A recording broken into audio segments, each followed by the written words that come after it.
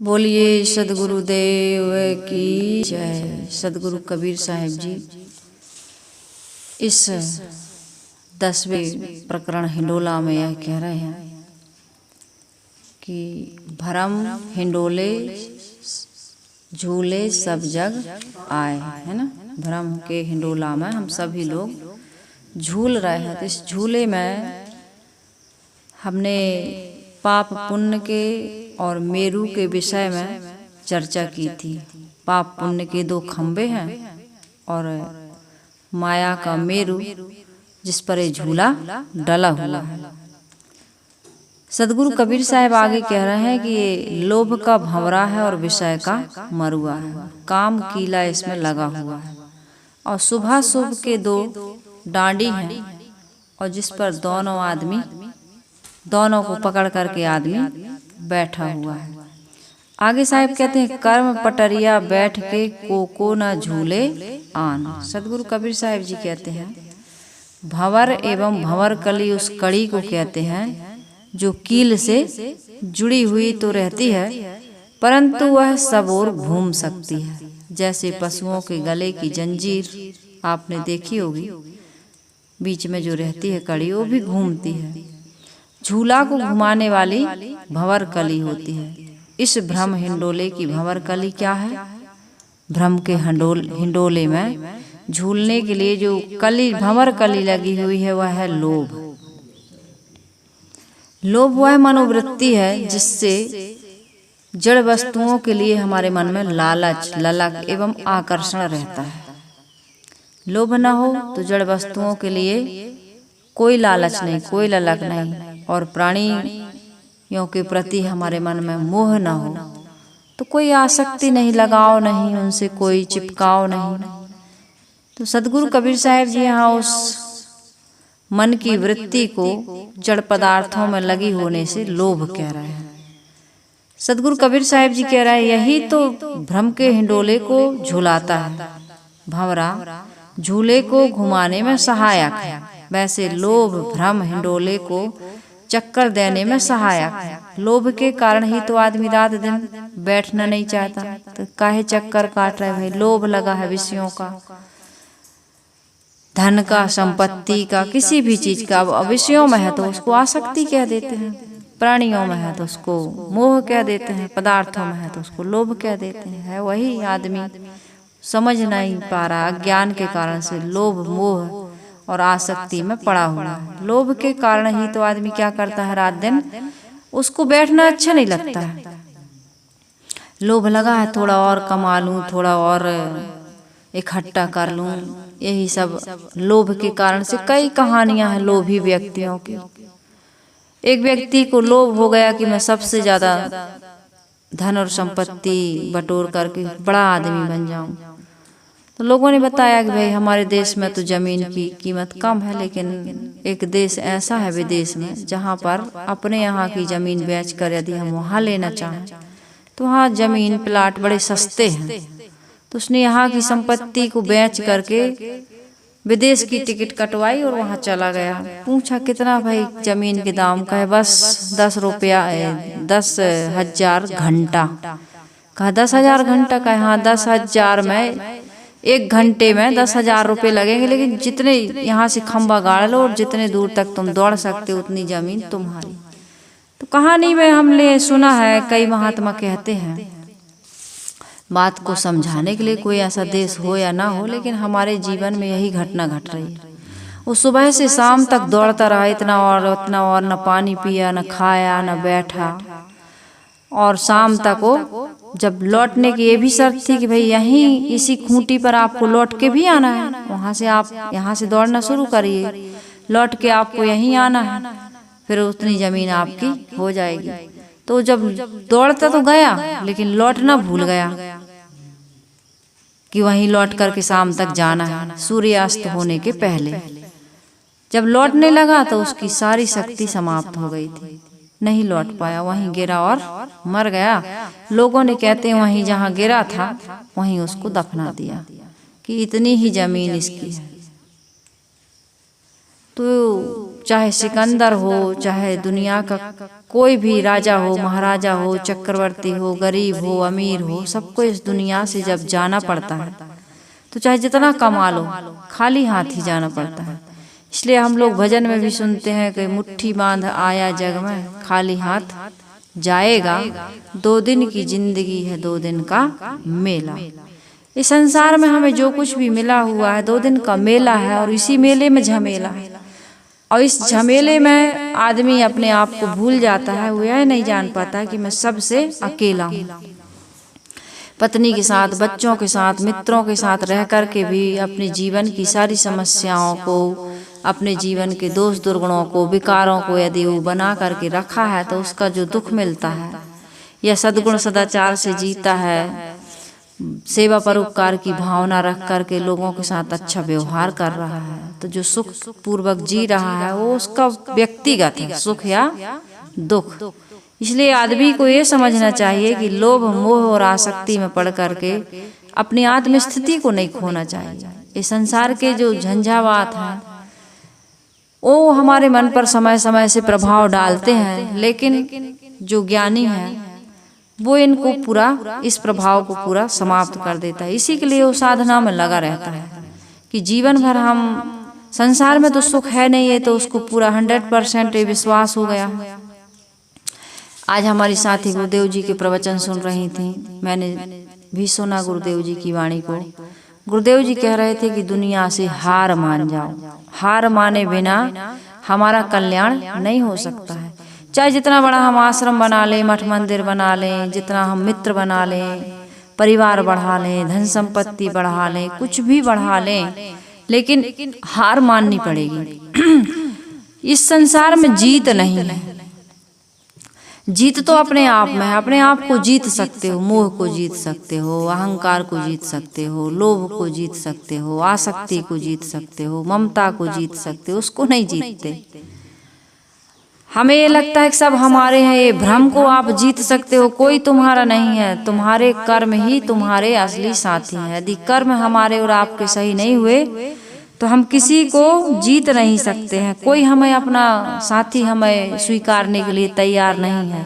सब स्वार्थ की ये दुनिया है ना, स्वार्थ के साथी हैं सभी लोग। हमने गोस्वामी जी की इस चौपाई को सभी लोगों ने अच्छी तरह से सुना है, पढ़ा है और रट लिया है कि स्वार्थ लाग करें सब प्रीति, सुर नर मुनि सब की यह रीति। तो सदगुरु कबीर साहब जी कहते हैं कि भाई ये संसार कैसा है, कैसा है साहब? स्वार्थ का है। हम सब स्वार्थ से बंधे हुए हैं। कोई व्यक्ति ऐसा नहीं है कि जो स्वार्थ से ना बंधा हो। हम भी बंधे हैं, आप भी बंधे हैं, लेकिन हमें ये समझना चाहिए कि वास्तविकता क्या है। वास्तविकता यही है कि कोई किसी का नहीं है, किसी का साथी कोई नहीं है। हम अपनी गर्ज से आपसे मिलते हैं और आप अपनी गर्ज से हमसे मिलती हो।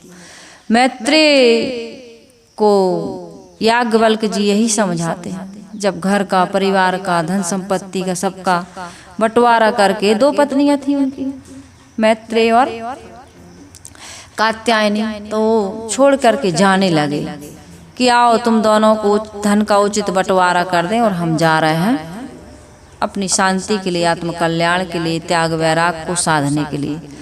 अंततः जीवन में आदमी जो समझदार होते हैं वो अंत में करते हैं। भले समय बीत जाता है तब करते हैं। कितने लोग समय रहते रहते कर लेते हैं और कितने लोग तो पूरा जीवन बीत जाता है, इस बात को समझ नहीं पाते। उसी में आदमी खन उबे, खन डूबे, खन उगाए, रतन न मिले पावे नहीं था। ऐसा सदगुरु कबीर साहिब जी ने कहा है कि वो इसी में डूबता उबता रहता है, लेकिन उसको रतन नहीं मिलता। आत्म धन रूपी रतन, आत्म शांति रूपी रतन, आत्म संतोष रूपी रतन, आत्म तृप्ति रूपी रतन उसको नहीं मिल पाता है। शांति रूपी रतन नहीं मिल पाता है। क्यों नहीं मिल पाता? क्योंकि उसको ये विचार ही नहीं आ पाता है। तो कितने लोग जीवन के अंत में समझ जाते हैं और अपनी आत्म स्थिति को प्राप्त करने में वो लग जाते हैं। संसार से हार माननी ही पड़ेगी। जो हार नहीं मानेगा वो जीत नहीं सकता है। किसको नहीं जीत सकता है? अपने आप को, अपनी मोह ममता को, आसक्ति को। गुरुदेव जी ये भी कह रहे थे कि हार मानने का मतलब काम से हार ना मानो।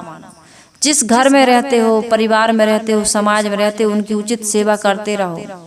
सेवा से और श्रम से जो व्यक्ति जी चुराता है वो कभी सुखी नहीं रहता, उसका अंतःकरण पवित्र नहीं हो सकता, उसका मन प्रसन्न नहीं हो सकता, उसके स्वार्थ में भी बाधा पड़ जाती है, उसकी इच्छाओं की पूर्ति नहीं हो सकती है। आप चाहे एक कमरा के बराबर खिसक सकते हैं तो उसको झाड़ू लगाओ।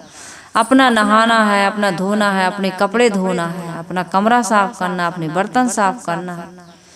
गुरुदेव जी ने शायद ये भी कहा, मैंने थोड़ा सा सेवा का कार्य करते करते ये भी सुना कि मैंने कभी धनी घरानों की औरतें काम नहीं करती, कहती हम बड़े आदमी हैं, हम काम क्यों करेंगे, नौकरानी लगा लेंगे।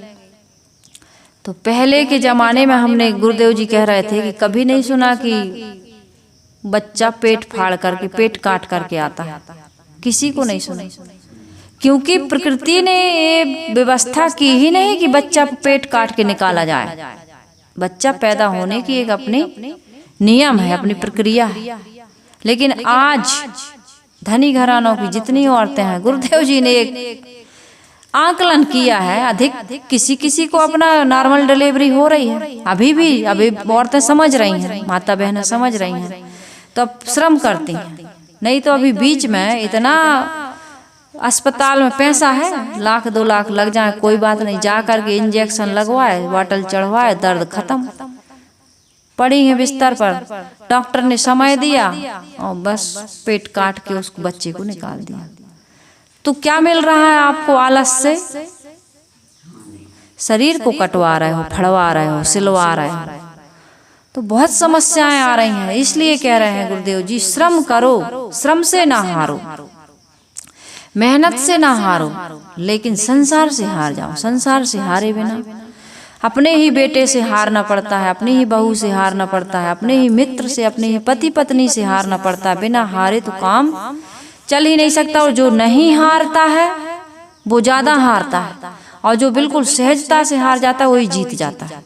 तो इसलिए सदगुरु कबीर साहिब जी क्या कह रहे हैं कि भंवरा क्या है, भंवर कली क्या है, लोभ।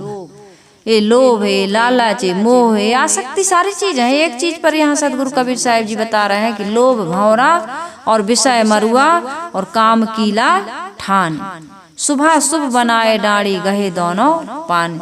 सदगुरु कबीर साहिब जी कहते हैं लोभ तुमको भटका रहा है।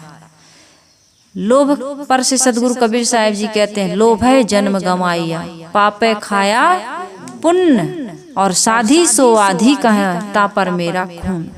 कबीर साहिब जी को गुस्सा आता है कि कल्याण की तुम ये कहानियों में समय बिता देते हो, कल्याण की बातें, अपने जीवन सुधार की बातें बतानी चाहिए थी, त्याग वैराग की बातें बतानी चाहिए थी, सहन कैसे करना चाहिए, परिवार में कैसे रहना चाहिए, समाज में कैसे रहना चाहिए, अपने जीवन में हमको कैसे जीना चाहिए, ये बातें बतानी थी। अपना परमात्मा, अपनी शांति, अपना सुख अपने भीतर है, ये बात बतानी चाहिए थी, बाहर भटका दिया। रोचक भयानक कथाओं में सुंदर सुंदर व्याख्यान कर करके लोगों को तुमने भटका दिया, प्रत्यक्ष और परोक्ष में भटका दिया तुमने, अपरोक्ष में अपनी आत्मा में स्थित होने का तुमने ज्ञान नहीं दिया। इसलिए सदगुरु कबीर साहिब जी कहते हैं शांति की, सुख की, कल्याण की तुम क्या करते हो, आधी अधूरी बातें करते। इसलिए मुझे क्रोध आता है, ता पर मेरा खून। लोभ लगा है, कैसे साहिब ने कहा, साची प्रीति विषय माया सो हरि भक्तन की फांसी। लोभ लगा है बताने वाले को भी, सुनने वाले को भी। सुनने वाले को लोभ लगा है कि किसी वैकुंठ धाम में चले जाएं, किसी लोक में चले जाएं, भगवान मिल जाएं। बाहर से कहाँ भगवान मिलेंगे, कहाँ कोई लोकांतर है। अरे यहाँ वर्तमान में आज सुखी हो जाओ, इसके लिए प्रयास करो, मेहनत करो, परिश्रम करो, साधना करो, संत गुरु की भक्ति करो, स्वाध्याय सेवा करो, तब ये काम होगा। ऐसे नहीं होने वाला है।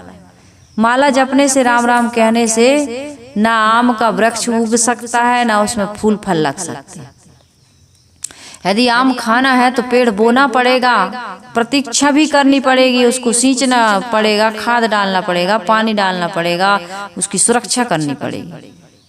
हम भी साधना में लगे हैं, इस साधना की हमको सुरक्षा करनी पड़ती है। देखो देखो क्रोध ना आ जाए, देखो देखो लोभ ना आ जाए, देखो देखो मोह ना आ जाए। क्या है, कचड़ा है, ये क्या है? शत्रु है हमारी शांति के, प्रसन्नता के, निर्मलता के, पवित्रता के, आत्म स्थिति के शत्रु हैं विकार। ये आते रहते हैं और इनको जब तक हम नहीं हटाएंगे तब तक हम सुखी नहीं हो सकते हैं। माला जपने से थोड़ी होगा। तो साहिब कहते हैं कि आदमी लोभ में जन्म गंवा रहा है, इसलिए पाप उसको उसके पुण्य को खा रहा है। कहते हैं गुरुदेव जी कहानी बताया करते थे, एक पंडित जी विद्या पढ़ने काशी गए, तो पूरी विद्या पढ़ के आए। तो उनकी परिवार के माता पिता जो थे, परिवार के लोग थे, उनका विवाह किए कि भाई अब पढ़ लिख करके आए, गृहस्थी बस आएंगे। भाई पंडिताई पुरोहिताई की विद्या, आदमी पेट धंधा की विद्या ज्यादा सीख रहा है, अपने आत्म कल्याण की विद्या तो सीख नहीं पा रहा है। इसलिए उनके अंदर न विनम्रता है, न सरलता है, न निष्कपटता है। बस विद्या पढ़ करके आ गए। तो पत्नी ने पूछा प्रथम रात, प्रथम मिलन में कि क्यों जी तुम विद्या पढ़ के काशी गए थे, तो विद्या पढ़ के आ गए? कहे हाँ आ गए। कहे तुम्हारी विद्या अध्ययन पूरा हो गया? कहे हाँ हो गया। कहे पत्नी अनपढ़ थी, उसने पूछा कि हमारे मन में एक प्रश्न है। कहे बताओ क्या प्रश्न है, मैं अभी समाधान कर दूंगा। तो उसने कहा मुझे ये पता नहीं चलता कि लोभ का पाप का बाप क्या है, पाप का बाप क्या है। तो ये चक्कर में पड़ गए कि पाप का बाप क्या है। कहानी कहती है कि पंडित जी विद्या पढ़ करके तो आए, लेकिन वो बता नहीं पाए कि पाप का बाप क्या है। अब इनको बड़ी गिलानी हुई, अब इनको नींद नहीं आ रही रात भर। इन्होंने कहा कि अब अनपढ़ और पत्नी और उनसे हार गया मैं बता नहीं पाया कि पाप का बाप क्या है। तो फिर गए काशी कि अब वहाँ प्रश्न का मैं समाधान करा के आऊँगा। तो कहते हैं जहाँ वो रहते थे विद्या अध्ययन के समय में, वहाँ वेश्या का घर था सामने ही, जिस कमरे में जहाँ मकान में किराए से रहते थे, वहीं गए। तो वेश्या ने कहा पंडित जी आप तो विद्या अध्ययन करके चले गए थे, फिर कैसे वापस आ गए? तो उन्होंने बड़े गिरे हुए रूखे मन से बताया कि अरे कुछ नहीं, बस ऐसा ही किसी ने पूछा है कि पाप का बाप क्या है। तो कहीं इतना नहीं जानते। अब इनको और झटका लगा कि एक स्त्री ने पूछा पाप का बाप क्या है और दूसरी कह रही कि इतना नहीं जानते। और ये वेश्या, वो अनपढ़ और ये वेश्या कह रही कि इतना नहीं जानते। तो उन्होंने कहा कि भाई नहीं तो जानता हूँ। कहे इसका उत्तर तो मैं खोजने के लिए आया हूँ, कहे इसका तो मैं समाधान कर दूंगी। अब उसको लगा कि जब इसका समाधान यही कर देगी तो चलो पूछते हैं। तो कहा आइए हमारे यहाँ। अब इसने सोचा मैं पंडित और वेश्या, कोई सुनेंगे देखेंगे तो बदनाम हो जाऊंगा, कैसे जाऊं इसके यहाँ। फिर भी पोर्च में जाके सामने पर्ची में बैठ गए। तो जलपान लेकर के आई। तो कहा उसके साथ में कहते हैं 10 मुसर असरफियाँ लेके आई। पंडित जी ने कहा नहीं नहीं जलपान की आवश्यकता नहीं है, मेरा धर्म नष्ट हो जाएगा। मन में सोचे होंगे वेश्या के हाथ का जलपान कैसे करूं। तो वेश्या ने कहा भाई शर्त तो यही है कि यदि आप जलपान नहीं करोगे तो आपको ये असरफियाँ नहीं मिलेंगी। आप जलपान कर लोगे तो ये असरफियाँ आपकी हो जाएंगी। ये हमारा नियम है। जो हमारे यहाँ ऐसे आप जैसे विद्वान जलपान करते हैं तो 10 असरफियाँ उसको हम विदाई में देते हैं। तो उसने सोचा यार 10 असरफियाँ, अब मैं अकेला था, मेरी गृहस्थी बस गई है, 10 असरफियाँ बहुत होती हैं। तो उन्होंने इधर उधर देखा, चारों ओर सिर घुमा के, कोई तो नहीं देख रहा है, थोड़ा सा ले लेते हैं जलपान, भूख प्यास भी लगी, यात्रा करके आया हूँ लंबी यात्रा, तो जलपान ले लिए, 10 असरफियाँ थैला में रख लिए। अब इसके बाद थोड़ी देर बाद अब वो इंतजार कर रहे थे कि प्रश्न का जल्दी से समाधान मिल जाए, उत्तर मिल जाए तो मैं जाऊं। और वेश्या उनको समझा रही थी प्रैक्टिकल में। तो थोड़ी देर में भोजन लेके आई और 20 असरफियाँ लाई। कहा महाराज जी पंडित जी भोजन करिए। कहे नहीं नहीं भोजन की बिल्कुल आवश्यकता नहीं है, जलपान हो गया है, आप तो मेरे प्रश्न का उत्तर दे दीजिए और मुझे जल्दी है, मुझे जाना है। कहे महाराज जी कहाँ जाओगे? अरे जब मैंने कह दिया है कि मैं प्रश्न का उत्तर दूंगी तो आप विश्वास रखिए। आपको विश्वास नहीं होता, आपको भटकने की क्या आवश्यकता, आप तो भोजन करिए और मैं अभी उत्तर दे दूंगी, आप घर चले जाइए। तो भोजन तो कर लीजिए कम से कम, अब घंटा 2 घंटा हो गया भोजन बनाने में, आप तो जलपान पच गया होगा, पा लीजिए भोजन।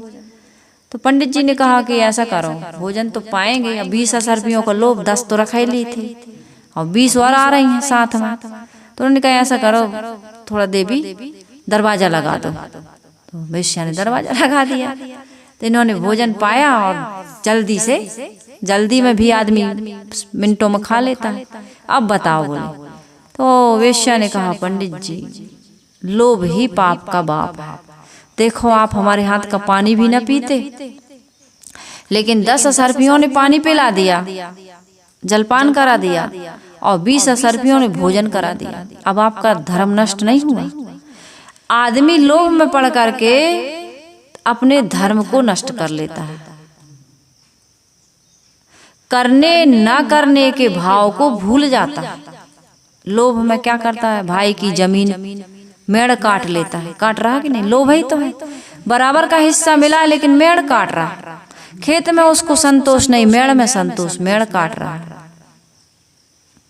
और दूसरे को उचित दाम पर दे रहा, फिर भी मिलावटबाजी कर दे रहा।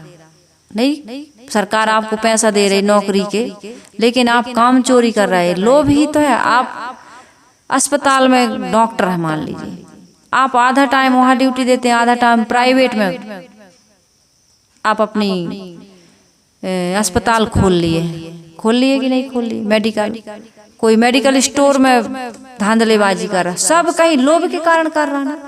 झूठ बोल रहा है, मिलावटबाजी कर रहा है। जितने भी हम लोगों के व्यवहार से दुख पा रहा है, ये लोभ के कारण, मोह के कारण, इन्हीं के कारण तो हो रहा है।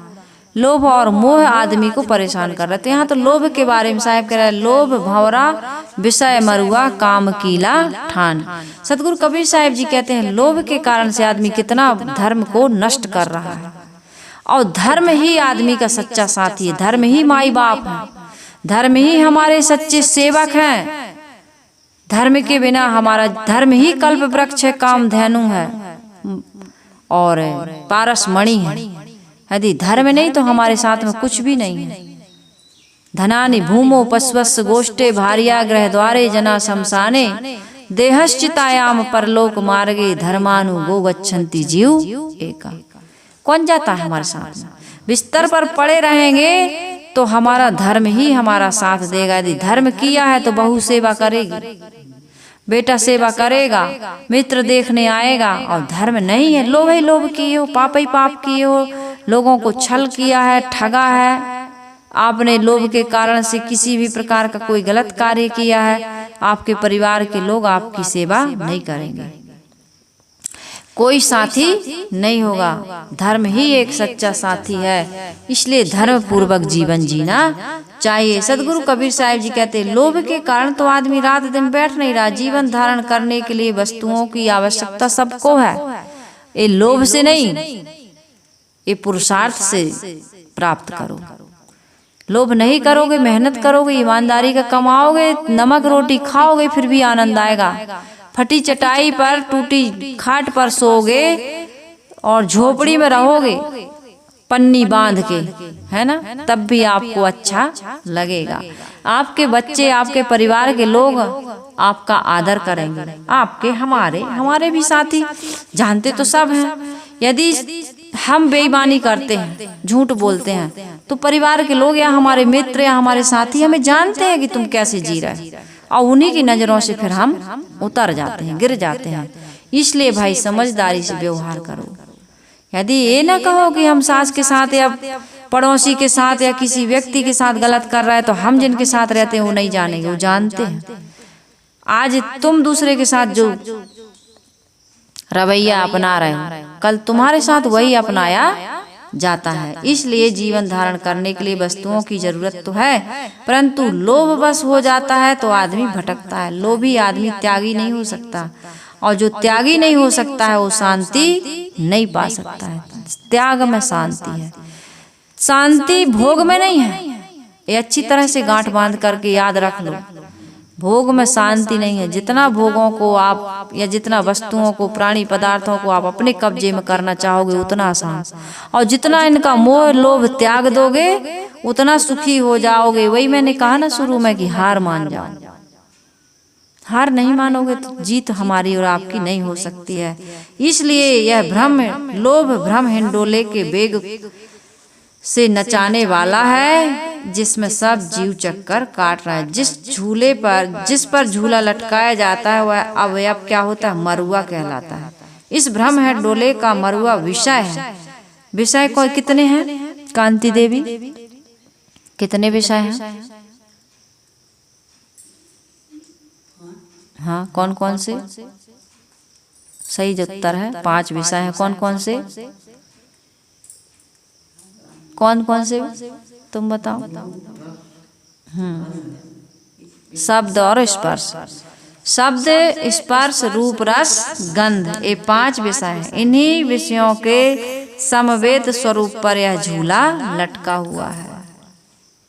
शब्द, स्पर्श, रूप, रस, गंध में आदमी गज अलिमीन पतंग मृग जरे एक की आँच, कबीर उनकी कौन दशा जिनको लागे 5।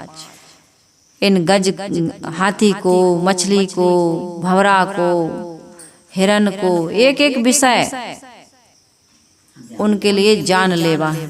लेकिन मनुष्य तो 5 विषयों को भोग रहा है। उसकी स्थिति क्या है?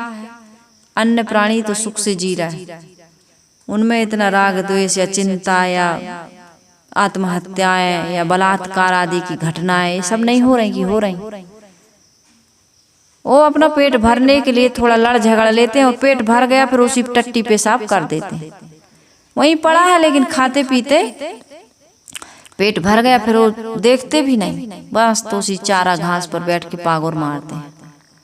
जब तक पेट नहीं भरा तब तक है लड़ाई झगड़ा।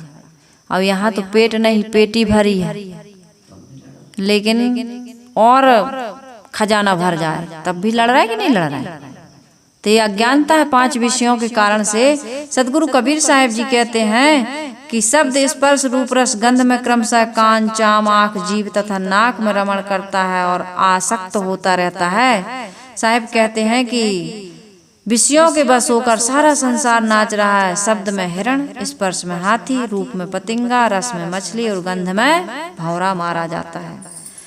मनुष्य को तो ये 5 प्रबल रूप से लगे हुए, फिर इसकी दशा सर्वाधिक घृणित होना स्वाभाविक सी बात है। इसमें कोई आश्चर्य की बात नहीं है। तुम रोते हो तो कौन तुम्हें हंसाएगा? तुम्हें हंसाने वाले तुम ही हो और तुम्हें रुलाने वाले तुम ही हो। ये सदगुरु कबीर साहब जी हम सबको बहुत बड़ी शिक्षा दे रहा है, अपनी कमी बता रहे हैं। और जब तक हम अपनी कमी को नहीं देखेंगे तब तक हम अपने आप में कमी ना है। अपनी कमी को ना देखने वाला ही सबसे बड़ा कमीना है। दूसरा कोई ऐसा कह दे तो कहेंगे हमें गाली दे रहा है, और दूसरा दिखाएगा कमी तो हम मानेंगे थोड़ी हम इतने बड़े कमीना, नहीं मानेंगे। हमारे अंदर है ही नहीं। हम इतना तर्क देते हैं, इतनी सफाई देते हैं कि सारी शक्ति उसी में बर्बाद कर देते हैं। अपने दोष दुर्गुणों को देखने में बिल्कुल नहीं लगाते। 50 झूठ बोलने के लिए हम तैयार हैं, लेकिन सत्य को स्वीकारने के लिए हम तैयार नहीं हैं। ये आप ही की बात नहीं, आप ही की नहीं, हम सब की बात है। और जब तक हम ऐसे बने रहेंगे तब तक हमारे जीवन का दुख दूर नहीं हो सकता। इसलिए अपनी कमी को देखो अब और उसको निकालो भी। देखोगे तब तो निकालोगे। कांटा कहाँ गड़ा है दिखाई ही नहीं दे रहा, कैसे निकाल लेंगे? वो कसक रहा है, दर्द दे रहा है, चलते नहीं बन रहा, लंगड़ा रहे हैं, चल ही नहीं पा रहा है, ज्यादा हो गया तो भाई अपने जीवन की कमियों को हम सबको देखना है। सदगुरु कबीर साहब जी कहते हैं कि यह सच है कि मनुष्य में विवेक है, वह यदि अपने सुप्त विवेक को जगा ले तो सभी विषयों से छूट सकता है, परंतु हिरन आदि नहीं छूट सकते, हाथी आदि स्पर्श विषय के सुख को नहीं त्याग सकता है। उसको भ्रम है तो भ्रम ही रहेगा, लेकिन मनुष्य इस भ्रम को काट सकता है। परंतु मनुष्य पशु पक्षियों से भी अधिक अविवेकी बन गया। मनुष्य रात दिन विषयों के बस नाच रहा है, कहीं शब्द में नाच रहा, कहीं स्वाद में नाच रहा, कहीं गंध में नाच रहा, कहीं रूप में नाच रहा, कहीं स्पर्श में नाच रहा, और इतना नाच रहा है कि वो नाचते नाचते चकनाचूर हो गया।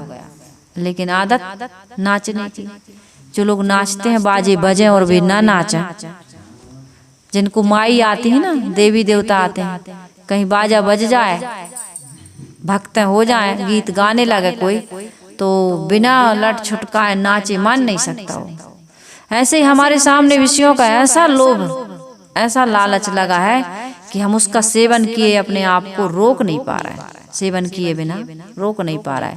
सदगुरु कबीर साहिब जी कहते हैं, भाई रोको अपने आप को, रुक जाओ, रुको, कहाँ जा रहे होते हैं। आज ये मानव जीवन भोग के लिए नहीं मिला है, किस लिए मिला है? योग के लिए। ये साधन धाम मोक्ष कर द्वारा, पाए न जेहि परलोक संवारा। स्वर्ग नरक अपवर्ग निशैनी, ज्ञान वैराग भक्ति सुख देनी। हम कैसे बना लिए इसको? दुख देनी। जीवन में सुख ज्यादा है कि सुख, दुख ज्यादा है कि सुख ज्यादा है, इसका कभी तराजू में, विवेक के तराजू में तौल करके देखो। शिकायत ज्यादा है कि धन्यवाद ज्यादा है? इस संसार और शरीर में आकर के तुम्हें हम ये लाभ ज्यादा लग रहा है कि हानि ज्यादा लग रही? इस पर विचार करो, क्यों उलझ गए? हम मकड़ी की तरह जाल पूर पूर करके उलझते जा रहे हैं। समाज की सेवा करना या समाज का हित करना या समाज के लिए कोई परिश्रम करना बुरी बात थोड़ी है, लेकिन लोभ मोह पूर्वक करना ये बहुत बुरी बात है।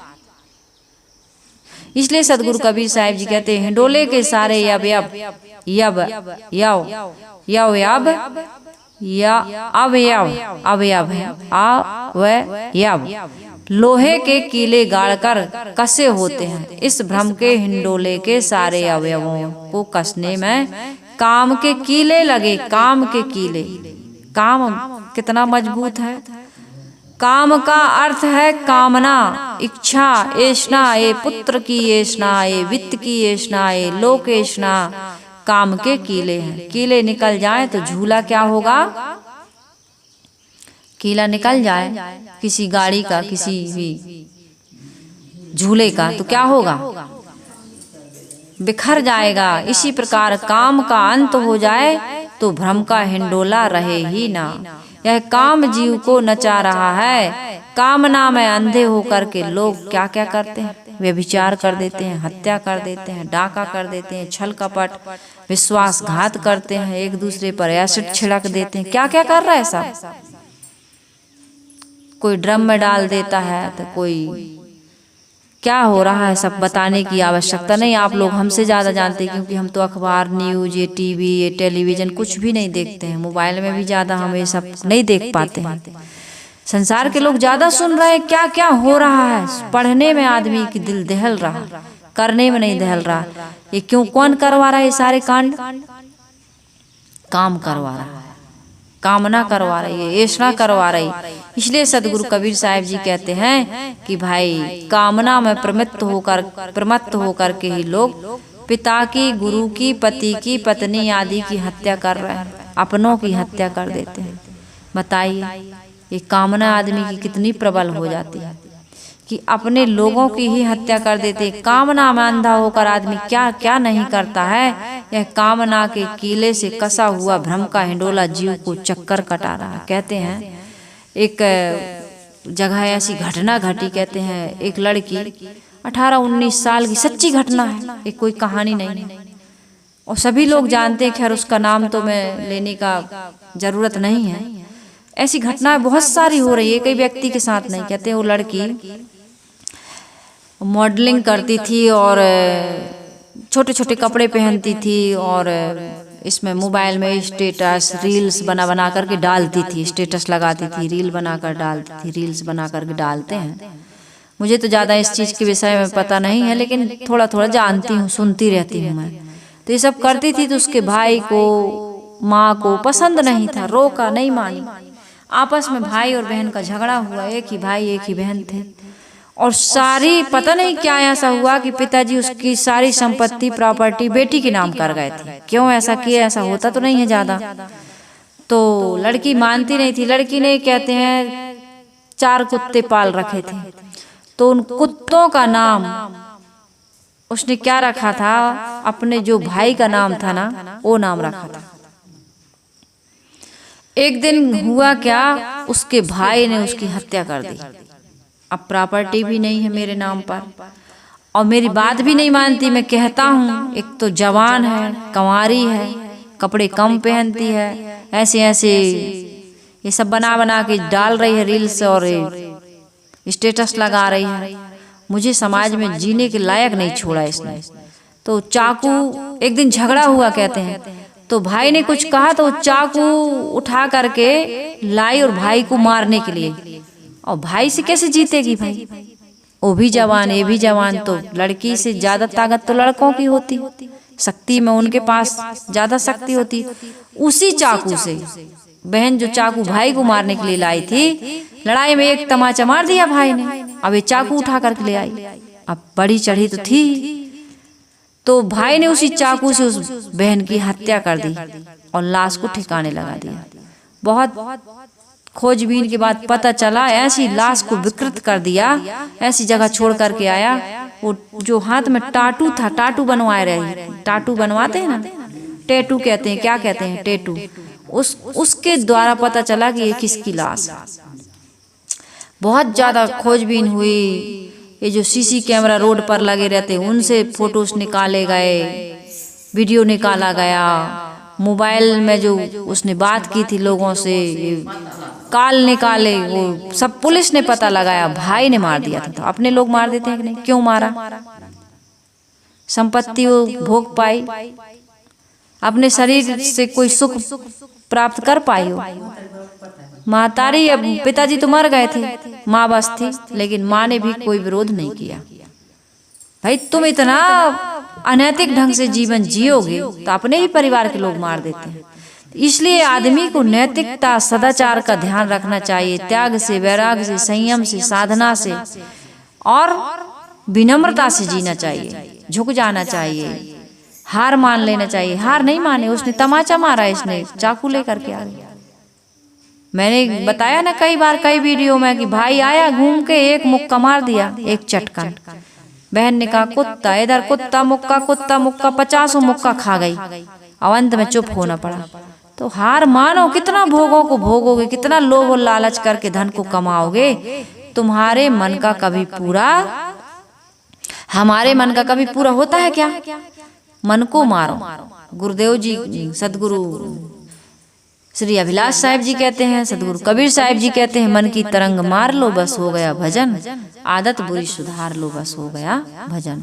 तो सदगुरु कबीर साहिब जी के इस हिंडोले में बहुत सुंदर सुंदर बातें सदगुरु कबीर साहिब जी बताने वाले हैं। आगे के विचारों से, ये वीडियो से हम आपको समझाने का प्रयास करेंगे, कौन कौन झूल रहा है, कैसे इस झूले से हम उतर सकते हैं। झूला से उतरने का साधन क्या है, झूला से उतरना अर्थात मुक्ति का साधन क्या है, दुखों की निवृत्ति कैसे हो सकती है, इस पर हम विस्तार से चर्चा करते रहेंगे। आप सभी लोग इस कथा को श्रद्धा और उत्साह के साथ अंतिम तक सुनते रहें। हम सबके जीवन के दुखों का अंत जरूर होगा। इन्हीं शुभकामनाओं के साथ आइए हम सभी लोग गुरु